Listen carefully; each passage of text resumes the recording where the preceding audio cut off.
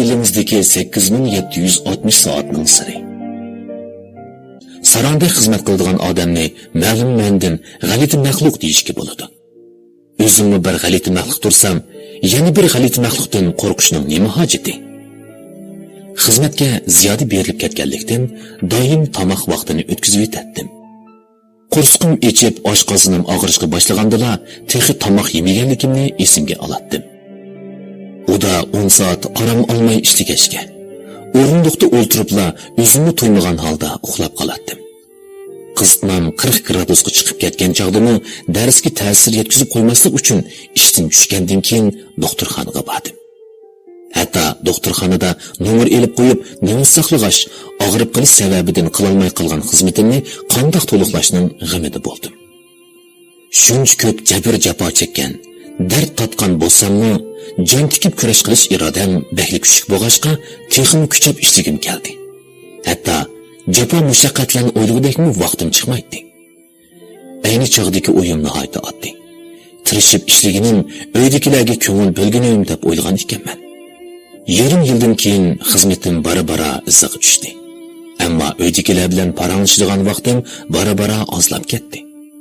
Bir kun to'xtamay dars o'tib, ishdan tushib dars tayyorlab, orom deganda o'zimga tava ozroq vaqtim chiqqanda yerib holimdan ketatdim. Gap qilgudek mag'durmi qilmaydi. Onam bilan singlimga borgancha oz telefon uradigan, ursammi ko'p paranglashmaydigan bo'lib qoldim.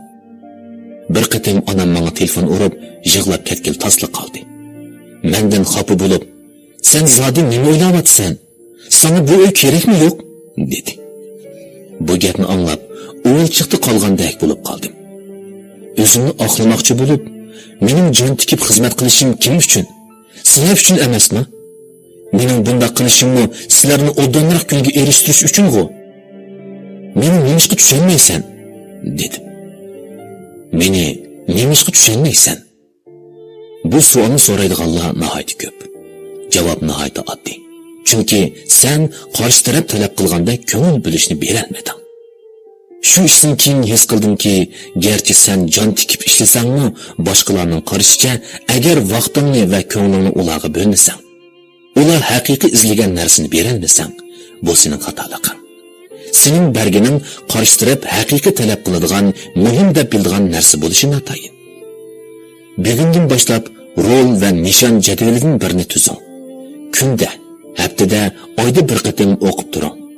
Birli nuqtaga qarab turib olmay, o'zingizning turli rollari va o'rnini makro nuqtadan kuzating hamda o'zingizni har vaqt tanishib turing. Hayotingizda cho'qim o'zgarish bo'ladi. Har qanday bir joy sizga sahna bo'la oladi. Men gitarchilikka amroq. Har kuni uxlashdan burun mikroblogga yo'llaydigan hikoyalarimni doim ko'pchilikka naqsh etib beraman. Zodi qancha qatim anglaganim esimda yo'q. Ammo sening ovozing nemancha sat degan gapni talay qitimlab anglab ketdim. Ba'zida gapni agitib o'ltirmayla, boshqalar naqshi esa pul oladi, ammo sen jon oladi ekansan deyishdi.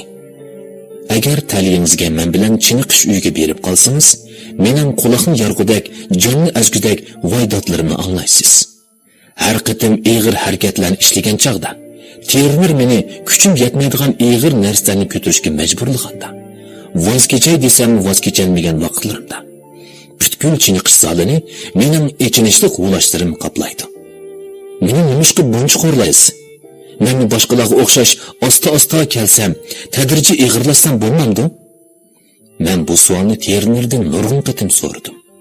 U menga bo'tib chiqqan muskullarini ko'rsatib turib, ozroq maqsadmagan qiyofatda mundoq dedi. Sen rostilla muskul chiqarmoqchimi yoki o'zingni oldimoqchimi? Bilishing kerak. Og'irmoqchi muskul chiqmaydi. Qattiq og'riqni his qilib, kashta berib obdan orom ol. Oqsil to'liqlagan chog'da muskul chiqag'ili bo'ladi. Agar og'irmagan bo'lsa, bir kun behuda mashq qilganingni bildirdi. Rahat o'sib yetilishning eng chong dushmani. Jafo yetilayotganlikning eng yaxshi ko'rsatkichisi. Agar muskul chiqarmoqchi bo'lsangiz, mashq bo'lgandan keyin badaningizning og'riyotganligini his qilmasangiz, mashqning unumi bo'lmaganligini bildirdi. Agar horullik qilib, tizginakni besib o'ltirib, hatto qahramonlar ittifoqi o'ynab chiniqaman desangiz, siz chiqarmoqchi bo'lgan muskul mangu chiqmasligi mumkin. Mundaqcha aytganda, chiniqish o'z-o'ziga ish tepishdan boshqa narsa emas. Hayotmi shuningga o'xshaydi. Mushkulotga yo'liqqan vaqtingizda halqiliq bir qadamni bosmasangiz, balkim rohatga erishsiz.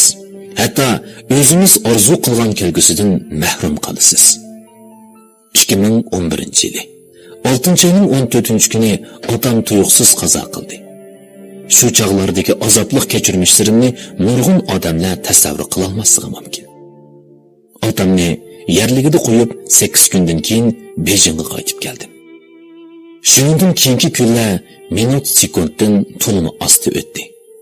Texib berib bo'lmagan bir pan imtihonim va 2 parcha maqolam bor edi. Muallim ahvolimni uqqandan keyin imtihonni to'liqlab bersang, maqolani keyinroq topshirsang bo'ladi dedi. İmtihan bilan maqolaning ishini 6-oyning oxirlarida bartaraf qildim. 7-oyning 6-kuni o'qish bitirish murosimi. Saboqdoshlarimning ota-onalari yetib kelishdi. Men faqatla xush bo'lolmadim. Otamdan mangulik ayrilgan edim. Uning ustiga onamni Bejingga kelolmaydi. Oliy maktabga yangi kelgan vaqtimda o'zimni ko'z tutib qo'yish uchun ota-onamning akilib qo'yishini rad qilib, o'zim yolg'iz Bejingga kelgan edim. O'xshamaydigan yeri, u chog'da qalbimda kelgusiga nisbatan ishonch va umid yalqinlari yelinjaydi. Ammo bu qitim shundaqla shuningdan keyingi uzoq bir mezgil ichida barliq sinoqlarga o'zim yolg'iz yuzlanishim, texmi ko'p mas'uliyatni zimmamga ilishim kerak edi. Saboqdoshlarim ajoyib jo'shqin bir qiyofatda o'qish bitkizish murosimini kutib oldi. Halbuki men gangirash ilkida qoldim. Chetga chiqadiganlar tayyor bo'ldi. Bejingda qoladiganlar uy tepib bo'ldi. Maktabdan 7-oyning 9-kuni ayrilishimiz kerakligini uqtirdi. Men texicha uy topmadim. Tuyuqsiz yuz bergan o'zgarish meni butunlay tamdirtib qo'ygan edi. Otam xizmat ustida qurbon bo'lganligi uchun agar yurtga qaytib ma'mur bo'lishni tanlasam, hukumatning g'amxo'rligiga erishaydim. Sistem ichida muqim, inobatlik bir xizmatga erishish nurg'un odamlarning oldin tanlashi. Bu xizmat yangi o'qish bitkizgan yoshlarga zo'r xotirjamlik tuyg'usi beralaydi. Lekin otam shuncha tirishchanlik ko'rsatib, meni Shinjongdan Bejingga avatdi. Uning umid qilgani meni ko'p qism kishilarning nazaridagi shu xil oddiy ham baxtli turmushga erishtirish emas. Mening umid qiladiganim yomon emas turmush emas. Balki orzu armonlari bo'lgan dunyoni o'zgartirib bo'ladigan turmush. Urumchi mening bu yo'ldagi istaklarimni qondirib bo'lolmaydi. Biroq shundoq degani esimda. Kichik ishlarda qaror chiqarishda aqlingga tayan. Cho'ng ishlarda qaror chiqarishda yuragingni tinsha. Chunki nimani tanlash kerakligi qalbingga ayon. Cho'ng shahar bilan kichik shaharning birini tanlash tasbir qaror. Men har xil qiyinchiliklarni yengib, Bejingni qilishni tanladim desam bo'ladi. Mening qimmat qarashimda har kishi cho'qim mustaqil, qo'lidan ish keladigan bo'lishi, qiyinchiliklarga bosh egmasligi, jafo mushaqqatlarni jimjit zimmasiga elishi kerak. Otam o'lib ketgandan keyin hojatxonada turib, tuqqanlarning onamga meni yanada elib qilish to'g'risida nasihat qilayotganligini anglab qoldim. Onam qat'iylik bilan mening tanlashimga hurmat qiladiganligini, o'g'lining qanot quyruqini bo'g'ishlab qo'yishni xohlamaydiganligini aytganida yuragim pichoq bilan tilgandek og'rib ketdi. Shu ish hozirgacha esimdan chiqmaydi. Cho'ng shaharda qilib taraqqiy qilishni o'ylaganlarning hammasi jafo chekadi. Cho'ng shaharlarda uy emas, bir kishilik karvat tepishmi oson emas. 8 kvadrat metrlik kichkina bir egizlik uyning oylik ijorisini 3 million atrofida bo'ladi.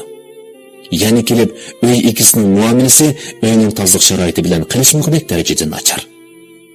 Uyning buncha qimmat bo'lishining birdan-bir sababi o'rin yaxshi, maktabga yaqin bo'lganligi. Bularni qabul qilib ketgan bo'lgan taqdirdami, o'ylamagan boshqa qiyinchiliklarga yo'liqatdim.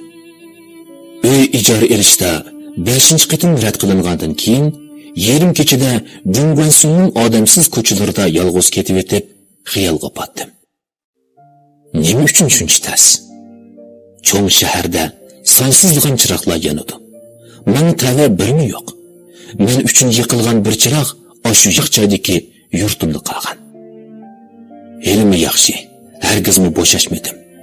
Arzu armanlarım yolida tirişish va kurash qilishdan bir kunni voz kechmadim. Cho'ng shaharda qilib kurash yo'lini tanlaganlik, go'mishlarcha kun o'tkazish, o'z-o'ziga uvol qilishdan boshqa narsa emas.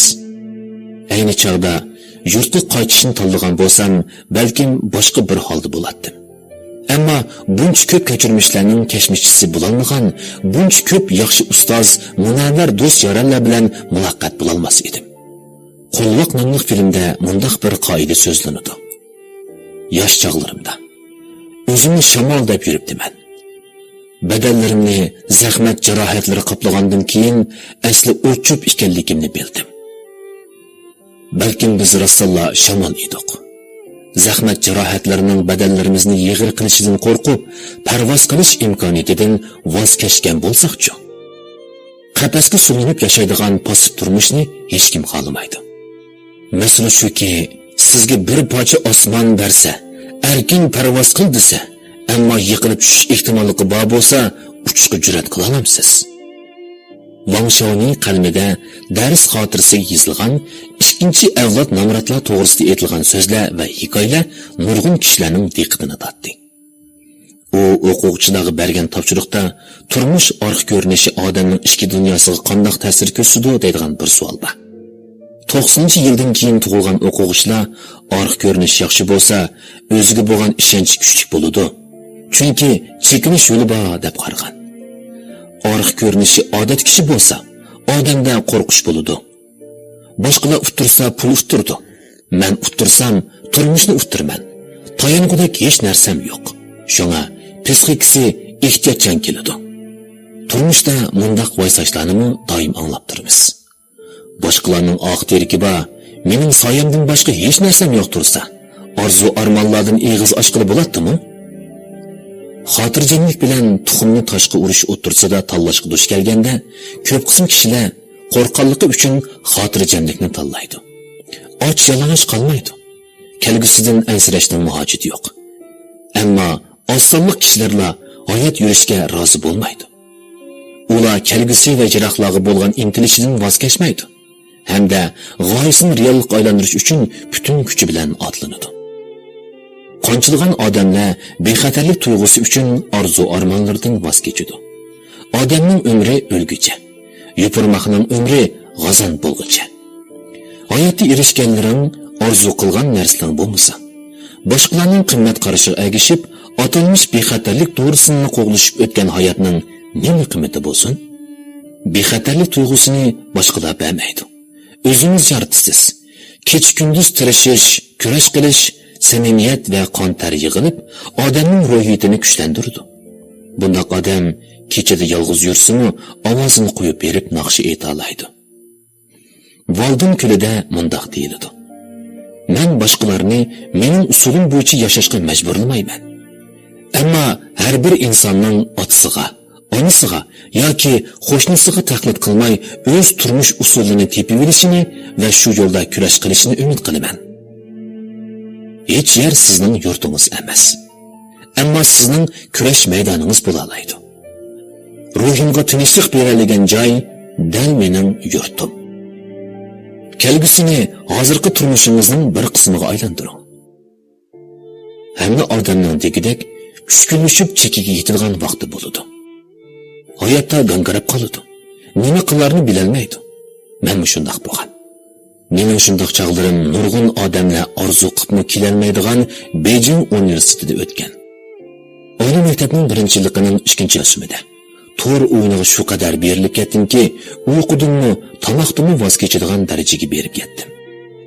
Bir oyga yaqin har kuni degidek Beijing universitetining janubiy darvozasi oldidagi to'rxonaga kirib, kecha o'yin o'ynaydim. Bu to'rxona Beijing universitetining har qaysi kasblarda o'qiyotgan o'quvchilar bilan to'lib ketadi. Ular bu yerda o'zlarining o'yin o'ynashdagi talantini namoyon qila oladi. To'rxonaga kirib qarasangiz, Beijing universitetidagi talantlilarning kompyuterning mavjud dunyosida kurash qilib, to'r dunyosidagi ko'nikli polvonlarga aylanganligini ko'radingiz.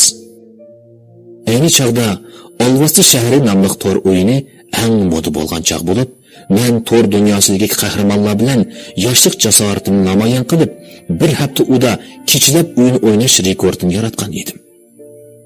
uzoq mezgil uyquga berilib ketib, uyqudanmi, tamoqdanmi voz kechib yashab, bir kunlarda to'rxonada o'lib ketarmanmi deb o'ylagan chog'larmi bo'lgan.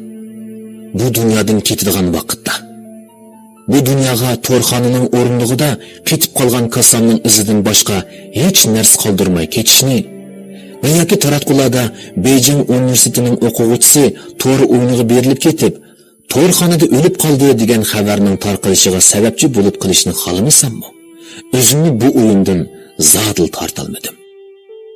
To'rxonada tunab boqqanlarning hammasi biladi. Tong sahar soat 3lar bo'lganda, tumur odam bo'lgan taqdirdimi bir narsa yemasa chidab tura olmaydi.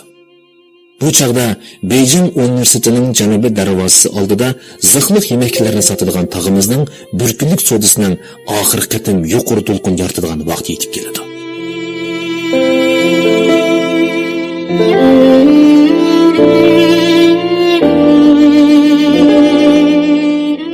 Nur Ali Obdizning Şinjan Pan-Texnik nashriyati nashr qilib tarqatgan bir yilingizdagi 8760 soat nomli asarni mush yergacha anglatdik. Davomini ati anglaysizlar.